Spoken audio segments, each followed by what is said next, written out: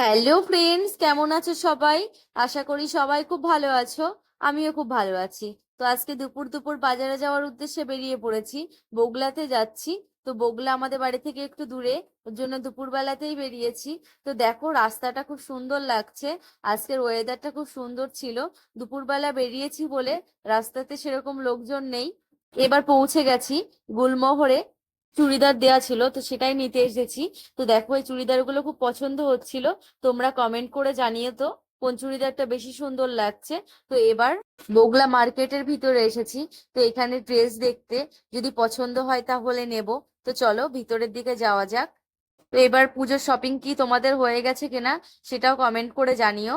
তো এখানে অনেক সুন্দর সুন্দর থ্রি পিস রয়েছে। তো এবার পুজোতে নাকি থ্রি পিস উঠেছে, তো সেগুলোই দেখছিলাম। খুব সুন্দর সুন্দর থ্রি পিস। তো এবার একটু দোকানে আসলাম কিছু খাওয়ার জন্য।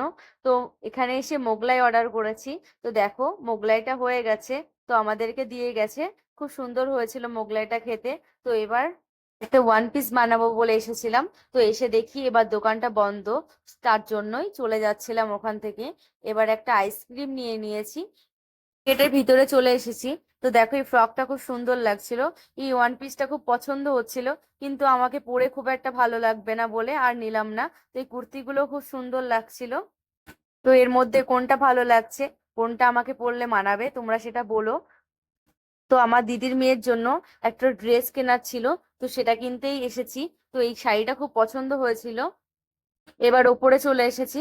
কোন ড্রেসটা বেশি ভালো লাগছে সেটা তোমরা জানিও কমেন্ট বক্সে। মধ্যে থেকে একটা ড্রেস নিয়েছি। তো দেখো, এই ফ্রক গুলো খুব সুন্দর লাগছিল, সেটাই দেখছিলাম।